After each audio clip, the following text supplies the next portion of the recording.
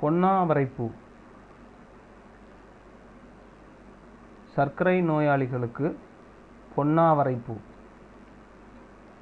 இன்று நீரிழிவு நோயின் பாதிப்பு இல்லாதவர்கள் நாம் விரல் விட்டு எண்ணிவிடலாம். 40 வயதை கடந்தவர்கள் முக்கால்வாசி பேர் நீரிழிவு நோயின் பாதிப்புக்கு ஆளானவர்களாக உள்ளனர். நாம் உண்ணும் உணவில் உள்ள சர்க்கரை சத்தை சக்தியாக மாற்றுவதற்கு கணையத்திலிருந்து கணைய நீர் அதாவது இன்சுலின் சுரக்கிறது. அவ்வாறு கணைய நீர் சீராக சுரந்து சக்தியாக மாற்றாமல் அது சர்க்கரை சத்தாகவே இரத்தத்துடன் கலப்பதால் இரத்தத்தில் சர்க்கரையின் அளவு அதிகரிக்கிறது. இதனால் சர்க்கரை நோய் உருவாகிறது. மேலும் உடல் உழைப்பு இன்மை, மன அழுத்தம், உடலுக்கு சீரான சத்துக்களை கொண்ட உணவு இல்லாமை, பரம்பரையாக வரும் நீரிழிவு போன்ற காரணங்களால் நீரிழிவு நோய் ஏற்படுகிறது. இந்த நீரிழிவு நோயின் தன்மை வாத, பித்த, கப உடற்கூறுகளுக்கு தகுந்தவாறு பாதிப்பை உண்டு பண்ணும். நீரிழிவு நோயை முற்றிலும் குணப்படுத்த முடியாது என்கிறது நவீன மருத்துவ உலகம். ஆனால் முறையான உணவு முறையாலும் உடற்பயிற்சியாலும் நம் கட்டுக்குள் வைத்துக்கொள்ளலாம் என்கிறது இந்திய முறை மருத்துவம். நீரிழிவு நோய்க்கு சிலர் மாத்திரை எடுத்துக்கொள்கின்றனர். இதற்கு மேல் சிலர் இன்சுலின் ஊசி போட்டுக்கொள்கின்றனர்.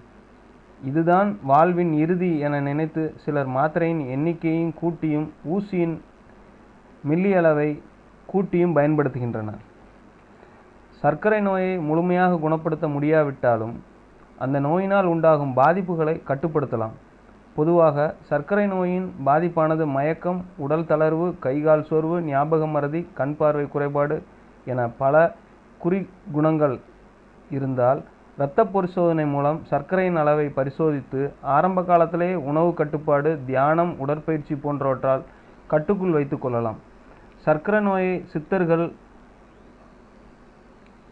குறிப்பிடுகையில் சர்க்கரை நோய் பாதிப்பு ஏற்படாமல் தடுக்க பல மூலிகை மருந்துகளை கூறியுள்ளனர். அவற்றில் பொன்னாவரைப்பூ என்ற ஆவாரம்பூ மிக சிறந்த மருந்தாக பயன்படுகிறது. பொன்னாவரைப்பூ பளிச்சிடும் மஞ்சள் நிறத்தில் பூக்களை உடைய அழகிய குறுஞ்செடி. தமிழகத்தில் அனைத்து பகுதிகளிலும் தானாக வளரும் செடியாகும். இதன் இலை, பூ, காய், பட்டை, பிசின், வேர் என அனைத்தும் மருத்துவ பயன் கொண்டவை. பொன்னாவரைப்பூவை தங்கப்பூ என்றும் அழைப்பார்கள். காரணம், இதில் மேனியை பொன்னாக்கும் தங்கச்சத்து மிகுந்துள்ளது.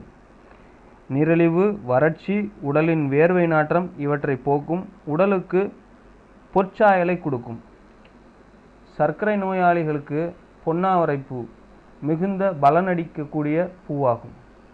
பொன்னாவரைப்பூ அதாவது ஆவாரம்பூ 10 கிராம், மிளகு 5, திப்பிலி 3, சுக்கு 1 துண்டு, சிற்றரத்தை 1 துண்டு இவற்றை இடித்து பொடியாக்கி ஒரு குவளை நீரில் போட்டு பாதியாக வற்ற காய்ச்சி காலை வேளையில் அருந்தினால் இரத்தத்தில் சர்க்கரையின் அளவு கட்டுப்படுவதுடன் கை கால் மரமரப்பு, உடல் சோர்வு, மயக்கம், படபடப்பு, கண் பார்வை கோளாறு முதலியவை படிப்படியாக குறையும். பொன்னாவரை பூவை நீரிலிட்டு கொதிக்க வைத்து குடிநீராக அருந்தினால் இரத்தத்தில் சர்க்கரையின் அளவு கட்டுப்படும். உடலின் வேர்வை நாற்றமும் மாறும்.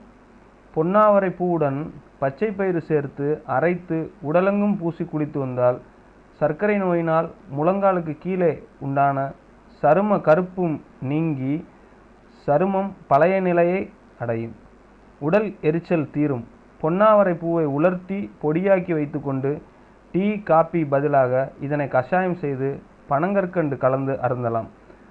பொன்னாவரம் பூ ஆயுளை மட்டுமல்ல அழகையும் காக்க வல்லது. நன்றி.